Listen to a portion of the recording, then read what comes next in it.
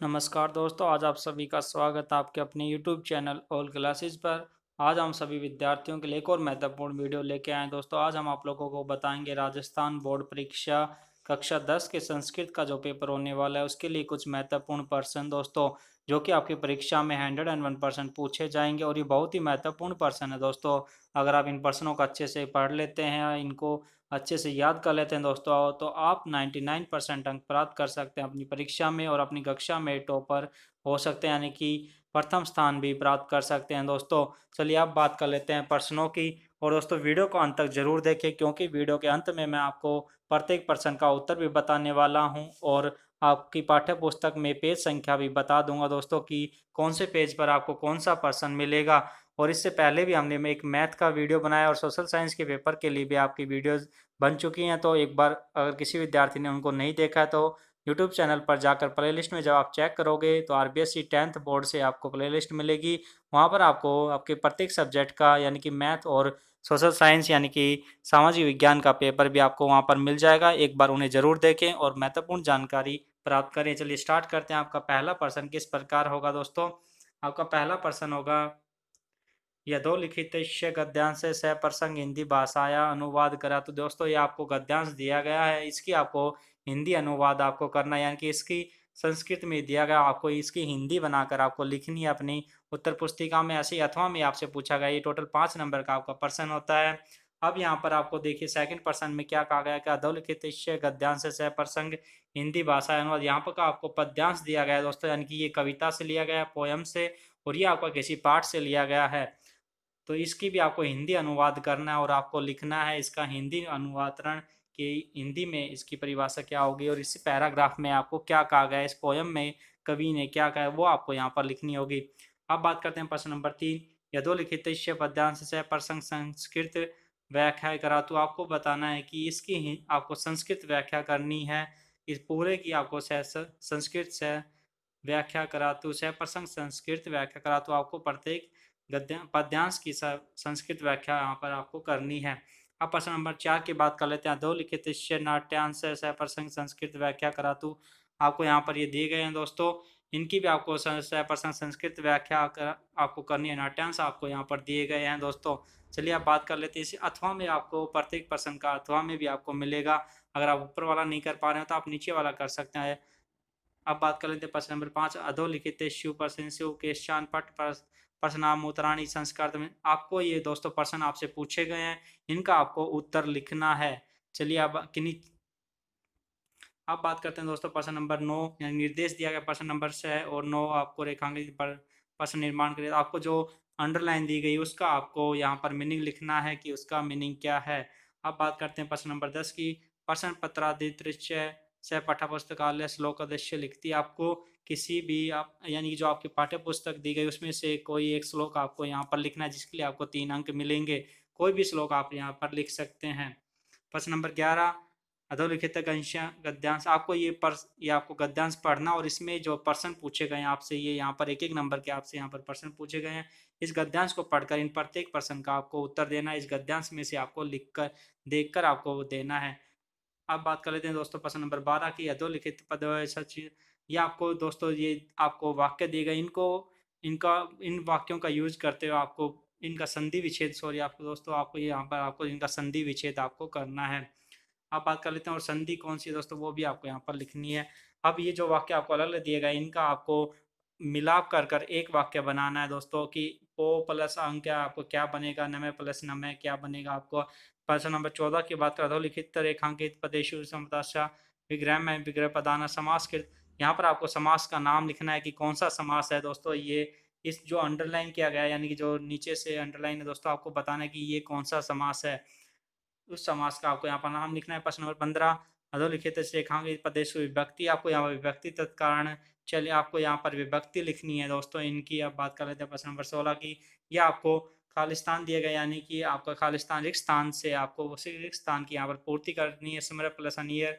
इस वाक्य में अगर इस वाक्य को जोड़ते हैं तो क्या बनेगा पूरा, वो आपको यहाँ पर लिखना है।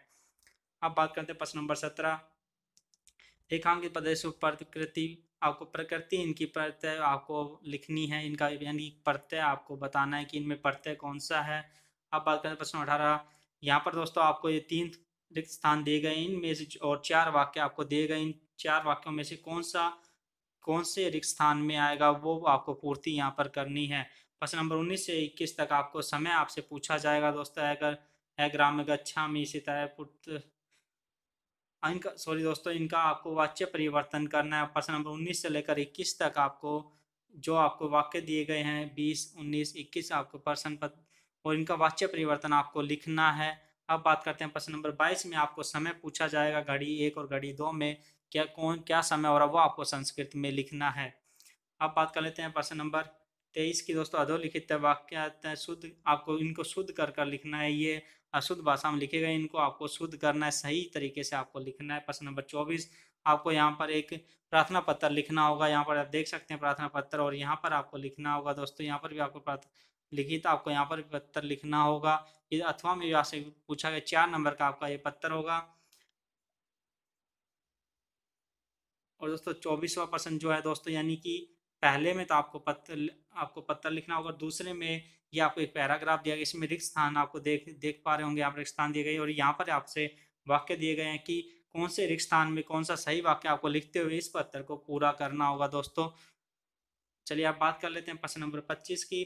25 में भी दोस्तों आपको ये दिया गया है, और इस वाक्य ये जो आपको बॉक्स में ये जो ब्रैकेट में आपका बंद कर रखा है, इनमें से प्रत्येक को एक एक को छाट कर आपको इस रिक्त स्थानों में भरना होगा, इनकी पूर्ति करनी होगी दोस्तों। आपके संस्कृत में लगभग सब रिक्त स्थान वाले पर्सन ज़्यादा आएंगे दोस्तों, तो उन पर ज़्यादा फोकस करें, उनको ज़्यादा अच्छे ध्यान से पढ़ें, क्योंकि संस्कृत में रिक्त स्थान वाले पर्सन ज़्यादा पूछे जाते हैं दोस्तों। ये आपको यहाँ तक दिया गया है, प्रत्येक में आपको सही वाक्य वहां से ब्रैकेट से छाट कर आपको लिखना होगा। ये आपसे प्रश्न पूछे गए हैं। यहाँ पर वाक्य के साथ जो चतुर्ना वाक्यांश संस्कृत भाषा अनुवाद करें तो विद्या विनम्र आपको आपको यहाँ पर देखिए दोस्तों, हिंदी में दिया कि विद्या विनम्रता प्रदान करती है, जननी तथा जन्म भूमि स्वर्ग से महान है। तो आपको दोस्तों इनका संस्कृत में ये किस प्रकार लिखे जाएंगे, इनका संस्कृत अनुवाद आपको करना है। अब बात करते हैं प्रश्न नंबर 27 की दोस्तों। आपको चित्र दिया गया है, इस चित्र को देखते हुए ये वाक्य आपको दिए गए हैं, और आपको एक एक जो यहाँ पर आपको एक पैराग्राफ लिखना है, यानी कि इस चित्र में आपको क्या कहा गया है वो आपको बताना है, और इन जो ये आपको वर्ड दिए गए इनका यूज करते हुए आपको एक पूरा प्रस्ताव सा लिखना होगा दोस्तों, जिसके लिए आपको 3 अंक मिलेंगे। अब बात कर लेते हैं दोस्तों अथवा वाले की। अथवा में आपको दिए गए हैं दोस्तों, ये फिर से रिक्त स्थान वाला आ गया। ये रिक्त स्थान आपको यहाँ से फिल करने हैं, ये ब्रैकेट में जो आपको दिए गए इनमें से प्रत्येक को आपको सही क्रम में लिखना है कि कौन से वाक्य किस रिक्त स्थान में भरा जाएगा। ऐसे 28वां प्रश्न की बात करते हैं दोस्तों। ये आपको दोस्तों यहाँ पर दिया गया है, अधोलिखित क्रम रतानी संति यथा क्रम संचय से कितना आपको यहाँ पर इन में दोस्तों ये 3 नंबर का आपका प्रश्न, और इन प्रत्येक प्रश्न का आपको यहाँ पर उत्तर देना होगा। अब चलिए बात कर लेते हैं आपको उत्तर तालिका की। यहाँ से आपको प्रत्येक प्रश्न का उत्तर भी पता चल जाएगा, और आपको यहाँ पे पाठ्य पुस्तक संख्या भी दी गई है।